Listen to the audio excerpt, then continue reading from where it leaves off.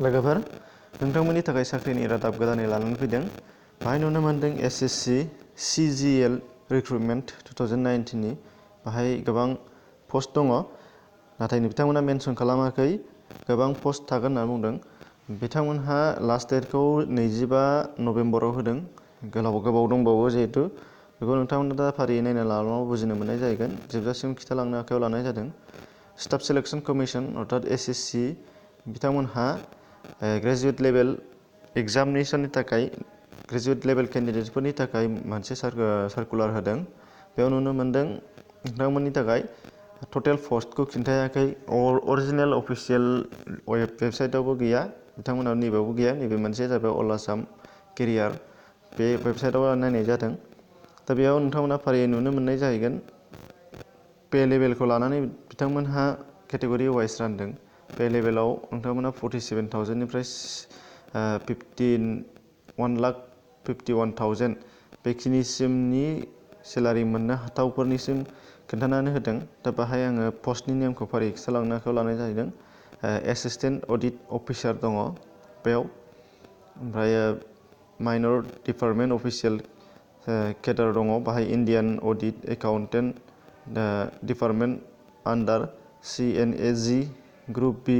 दा बेबायदि गुबुन गुबुन दं आरो नोंथांमोना फारि नायना लानो हानाय जाहैगोन। आं दा खिथागोन, नोंथांमोना बेखौ सिन्था खालामनो नाङा। नुवाखै जानो हागौ, मोस्लिरखा बाहाय अफिसियेल वेबसाइटआव थिगैनो दङ। बेनिफ्राय नाम्बार 2 आव दङ एसिस्टेन्ट एकाउन्ट अफिसार। बेनिफ्राय पे लेभेल बेथनजोंसो खोथाखौ रानगासिनो दङ। 44,000 प्लासनिफ्राय 1,42,000 प्लाससिम बेयाव दङ पस्टआव एसिस्टेन्ट सेक्सन अफिसार बेबो। बेनिफ्राय दङ एसिस्टेन्ट सेक्सन अफिसार, बे गासिबो जोब। नैबेहाय दङ एसिस्टेन्ट सेक्सन अफिसारानो गोजा बियो, नाथाय नैबे माइनरिटि आरो डिपार्टमेन्ट अफिस केडार बेखौ लायनानै आलादा आलादा, जेरै सेन्ट्रेल सेक्युरिटियेल सार्भिस। बेनिफ्राय दङ गुबुन गुबुनफोर माइनरिटि मिनिस्ट्रि अफ रेलवे, गुबुन गुबुन बिफाननि। बेफोरखौ नोंसोर दा नायनानै लाब्लानो जाबाय। Inspector of income tax inspector, बेनिफ्राय फारि फारि दङ इन्सपेक्टर। बे आरो फारि फारि गासिबो दंलांजोबो। बेनिफ्राय नुनो मोनदों पे लेभेल 6 आव दङ 35,000 निफ्राय 1,24,000 12,000 बाहायबो दङ एसिस्टेन्ट सुपारिनटेन्डेन्ट। फारि फारि गोबां दङ, बेखौ आं फरायलांथ'ला, नोंथांमोननो दा खिन्थाफिनखागोन आङो जिहेतु।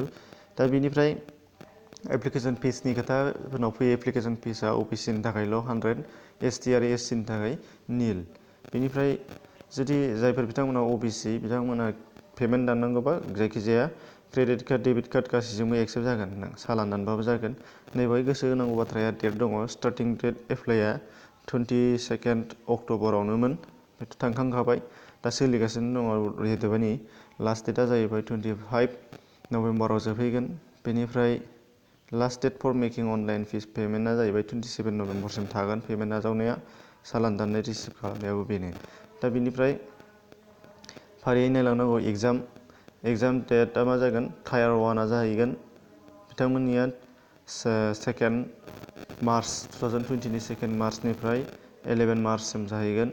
बेनिफ्राय डेट अफ टायार 2 मोननै टायार एग्जाम आरो टायार 3 एग्जामा 22 ओरै जुन आरो 25 जुनसिम सोलिहैगोन 2020 नि। इडुकेसनेल क्वालिफिकेसना जाहैबाय बेचलर डिग्री, ग्रेजुवेट जाबानो जायो जायखिजाया रिकगनाइज इउनिभारसिटिनिफ्रायनो। एज लिमिटनि दङ। एज लिमिटआबो गोबां केटेगरिखौ नायनानै होदों, बेखौ दा नुनो मोनगोन। बिथांमोना नैबाहाय होदों अरिजिनेल वेबसाइटआव अफिसियेल वेबसाइटआव थांनानै नायदो होनना बुंदों। दा नायगोन जोङो। बाहाय नुनो मोनदों अफिसियेल वेबसाइट दङ, ओमफ्राय एप्लाइ खालामनांगौ माबोरै खालामनांगौ बेनिबो, अर्थात रेजिस्ट्रेसन खालामनांगौनिबो बाहाय लिंक दंखायो, नोंथांमोना नुनो मोनगासिनो दङ। दा जों अफिसियेल वेबसाइटआव हाबनि खनसे। अफिसियेल वेबसाइटआव हाबना नोंथांमोनहा गासैबो डिटेल्स नुनो मोननाय जाहैगोन। बिथांमोननि स्टाफ सिलेक्शन कमिशननि पेज गेवबायनि मोनसे। दा बेवहाय एप्लाइ खालामनांगौबा नैबाहाय खालामबानो मोनगोन। दा बेनिफ्राय फारि फारि नुनो मोनदों बिथांमोननियाव नैबाहाय नाय। बाहाय नुनो मोनदों फार्स्टआव 24 अक्ट'बराव हगारदों इम्पर्टेन्ट नटिस फर माल्टिटास्किं नन टेक्निकेल स्टाफ सिलेक्शन कमिशन, बिनि सिगांनि। बेनिफ्राय नुदों गाहायाव कम्बाइन ग्रेजुवेट लेभेल एग्जाम सेकेन्डआव दङ बेयाव जों हाबबानो नुनो मोनगोन बा हाब्बाव दानिया नोंथांमोना नुनो मोनगोन बाहाय डाउनल'डआव होबानो जाबाय डाउनल'ड होबा नोंथांमोना डाउनल'ड जाबाय थागोन ओमफ्राय अपेन जासिगोन बिथांमोननि बे अरिजिनेल एडभार्टाइजमेन्टआ जेलाना अरिजिनेल एडभार्टाइजमेन्टआ बेबायदि अपेन जागोन नोंथांमोना नुनो मोनगोन फारियै नायलांबानो जाबाय नंमारगौना नंमारा दहाय खिथानाया एखे सेमानो फैबाय थाबाय नैबे इम्पर्टेन्ट डेट्सफोर दङ बेखौ आं खिन्थाखांखाबाय नायनांगौआ जाहैबाय दहाय जों नोंथांमोना सिनायाखैमोन मोजाङै नायदो बाहाय नाम्बार पे लेभेल हिसाबै नायदों बाहाय नुबाय एसिस्टेन्ट अडिट अफिसार फारियै नोंथांमोना बेखौ नायनानै लाब्लानो जाबाय बेनि डिसक्रिपसनाव आं लिंक होदों बे वेबसाइटनि नोंथांमोना बेवहाय हाबनानै डाइरेक्टलि नायनो हानाय जाहैगोन बेयाव दङ गासैबो दंजोबो नै इन्सपेक्टरसिम बिनिफ्राय ओरैजाय पे लेभेल 2नियाबो दङ बेलाय दहायनिया assistant superintendent divisional accountant sub inspector junior statistical officer statistical investigator grade 2 बेफोर फारि दंलांजोबो बेखौ नोंथांमोना नायला लाबानो जाबाय मोनसे खोथाया दहाय नुवाखैमोन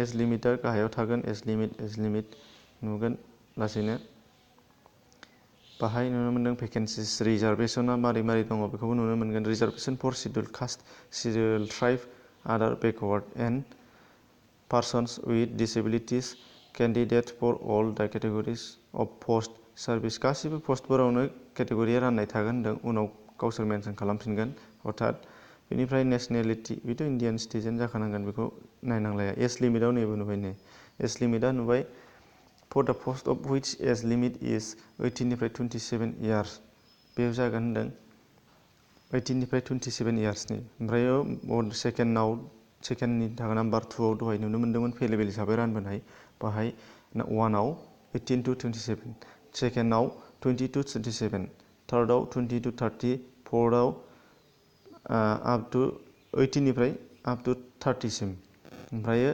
5आव 32सिम बेनिफ्राय गोसो होनांगौ बाथ्राया नैबे दङ जा एसटि हिसाबै मोनफ्रोमावबो 5 इयार्स रिलेक्सेसन मोनगोन 5 बोसोर रेहाय मोननाय जाहैगोन अबिसिआ 3 बोसोर मोनगोन पिडब्लिउडिआ 10 इयार्स मोनगोन पिडब्लिउबि अबिसिआ 13 इयार्स पिडब्लिउडि एसटि दङबा बेयो 15 इयार्स आरो एक्स सार्भिसमेननि थाखायबो बाहाय दङ दा बाहाय गासैखौबो नोंथांमोनहा नुनो मोनबाय जानो हागौ आं सान्दों बुजिनो आद्रा गैलिया नोंथांमोनहा गासैखौबो मिथिखागोनानो फ्राय नैबे अफिसियेल वेबसाइटआवल' हाबदेरनानै नोंथांमोनहा नैबे अफिसियेलनि नैबे अरिजिनेल एडभार्टाइजखौ नोंथांमोनहा PDF दङ डाउनल'ड खालामनानै बेबायदि नायनानै लाब्लानो जाबाय अब्लानो नोंथांमोनहा बुजिनो हानाय जाहैगोन दा नोंथांमोननि थाखाय भिडिअआ जुदि गोजोनथाव जादोंबा एप्लाइ खालामनानै होबानो लाब्लानो जाबाय आरो नोंथांमोनहा जुदि जायफोरहा क्राइटेरिया गोरोबाखै नोंथांमोना सिन्था खालामनाङा उनावहाय गुबुन साख्रिफोर फैबाय थागोन अब्ला लोगोफोर दिनैनि भिडिअआ बेखिनिमोन सोरबा चेनेलाव गोदानै फैदोंबा साबस्क्राइब खालामनानै ला जाहाथे नटिफिकेसन मोनबाय थायो एसेनोसै गोजोन्थों।